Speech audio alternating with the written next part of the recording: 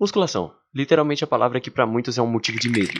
E isso simplesmente pelo fato de que para realizar a musculação precisa de 3 coisas que hoje em dia ninguém tem. Que seriam obviamente os tão temidos força, foco e dedicação. E bem, para quem me conhece de perto, ou pelo menos já viu alguma foto minha em algum lugar, sabe que eu sou quase literalmente um graveto de tão magro. E bem, acontece que as pessoas que estão na minha volta geralmente são bem sinceras, principalmente por serem meus amigos de verdade. E eram esses bons amigos que literalmente faziam questão de todos os dias me lembrar que eu realmente era muito magro. Se pá que eles achavam que nem espelho eu tinha em casa. E bem, acontece que de uns tempos pra cá, o YouTube e qualquer outra rede social que eu entre me recomenda muito conteúdo de musculação. Literalmente. E bem, eu nem posso dizer que isso foi do nada, porque eu sei literalmente quando isso começou.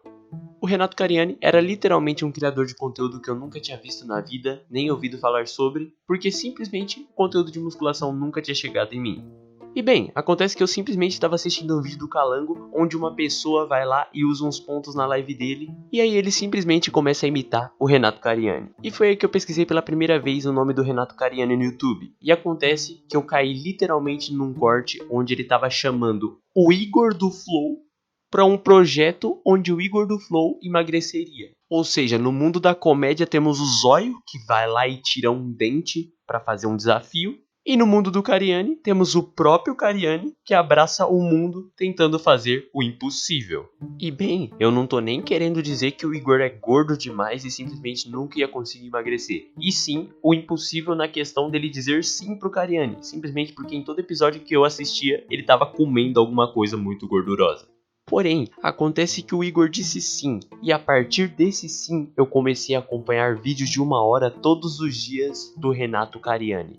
E bem, a forma que ele conseguia conduzir os vídeos dele, tanto dando dicas pro Igor, tanto dando dicas para quem estava assistindo e fazendo as pessoas se inspirarem no próprio Igor, foi literalmente o que fez essa bolha estourar e não ficar só no YouTube. Porque agora simplesmente em qualquer rede social que você entra vai ter algum conteúdo de musculação, seja do Renato Cariani ou seja de qualquer outra pessoa com seu próprio projeto. E junto com o Igor do Flow, dentro do projeto também estava o Jean, que é um amigo do Igor e que trabalha junto com ele dentro do Flow Podcast.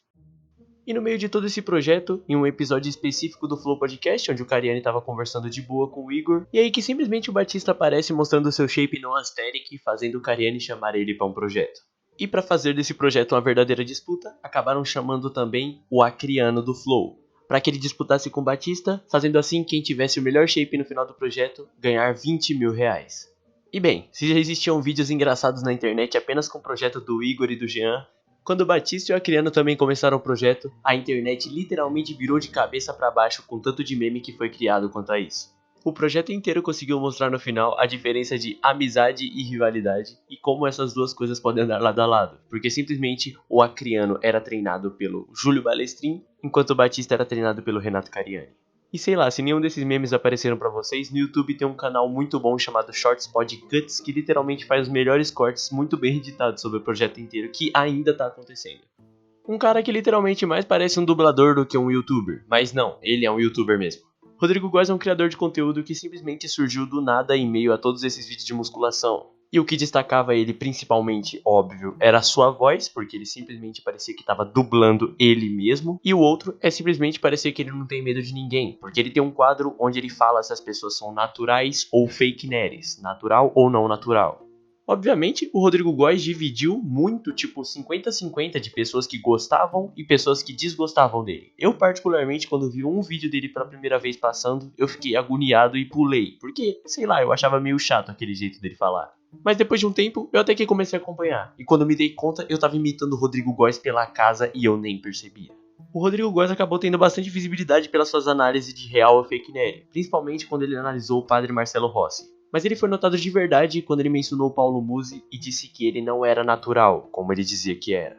Isso acabou repercutindo tanto que o Paulo Musi ficava respondendo com algumas farpas o Rodrigo Góes. Acabou que o Rodrigo Góes foi chamado pro programa do Danilo Gentili e o Danilo Gentili acabou chamando o Paulo Musi pra jantar à luz de vela com o Rodrigo Góes, que mesmo sendo constrangedor foi bem da hora de assistir.